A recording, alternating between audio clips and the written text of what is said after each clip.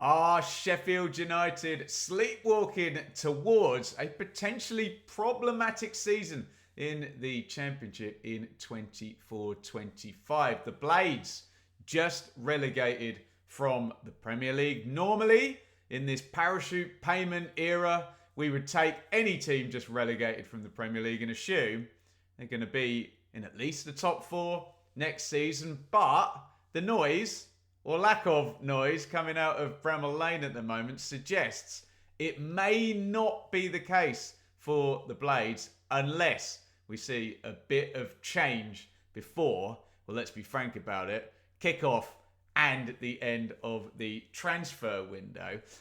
Interestingly enough, my kind of cause for doing this video, I did a video about Sheffield Wednesday last week, the first of the deep dives into the 24-25 Championship season. And on the one hand, it was great to hear the optimism of Sheffield Wednesday fans having survived last season in the Championship and with what they think is a very decent manager in there now, trending in the right direction. Also got a lot of comments on that video from Sheffield United fans pretty much telling me the exact opposite. So let's drill into this. And Sheffield United essentially, I say sleepwalking into this season, it feels like they've been sleepwalking for a few years, let's just say, maybe 3, 4, 5 years. And obviously this is going to go back to the ownership of Prince Abdullah. The Blades have frankly been trading on 3 incredible seasons under Chris Wilder, where he took them from League One to Championship and then stabilised in the Championship and then Championship to Premier League.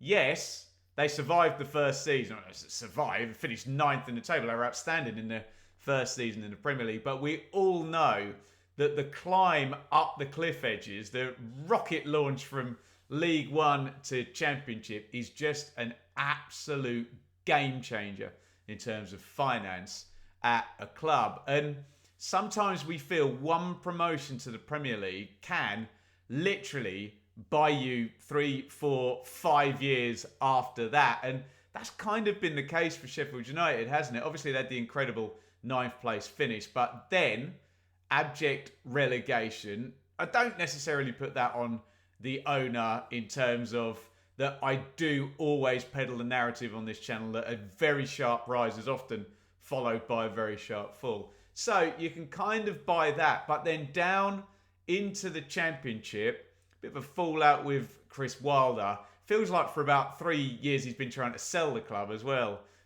Prince Abdullah.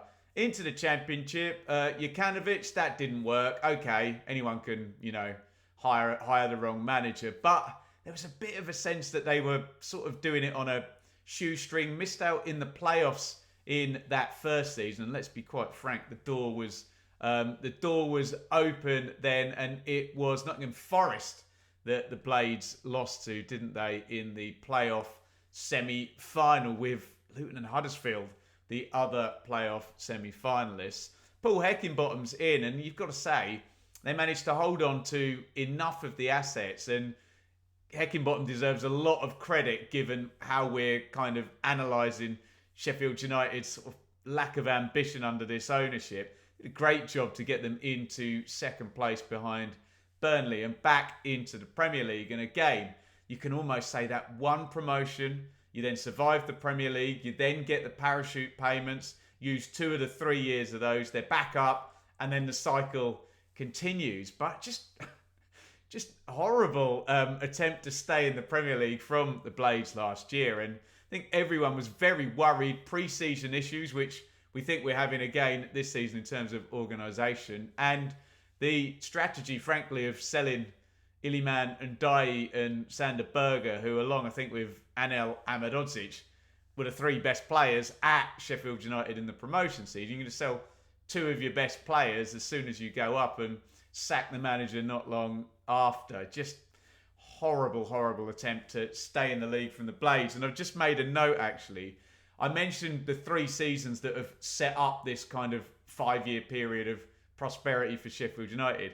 In those entire 3 seasons in League One and the 2 in the Championship, Sheffield United lost 30 games. They lost 28 in the Premier League last season in a 38-game season. So you can see where the trend is and what a horrible attempt to survive it was. And I think this is where the real big problem is. Sheffield United knew they were getting relegated. Frankly, no one would want to admit it. You kind of go up to the transfer window, but thereafter, they've known they were coming down for a long time, haven't they? It wasn't going to be that they were going to survive, and it was 4s and 5s and huge defeats, and Chris Wilder, the manager, putting in youngsters before the season was ending. Didn't look good, didn't smell good, and you would think, with that being said, if you're going to take the massive hit of Premier League humiliation, that you're doing it for a reason, to get ahead, to get players bedded in, to get a system bedded in, to be looking at championship targets to sign, to get yourself ready to bounce straight back. And as much as some Blades fans might not be enjoying this cycle, but to keep the current cycle going of either having your Premier League £100 million TV money coming in, or your sort of 45, £50 million parachute first year payment, or £35 million second year payment. Can you stay in that strata and therefore ahead by miles as well of the rest of the championship? Not looking good. Really, really not looking good. Loads of players released. Now, I understand that maybe there's been some duff signings made and some big wages that need to get off the bill, and some what's the word? The amortization. You know, the players that have come in for a lot of money and the payments are kind of still on the books, and maybe that needed to be cleared out.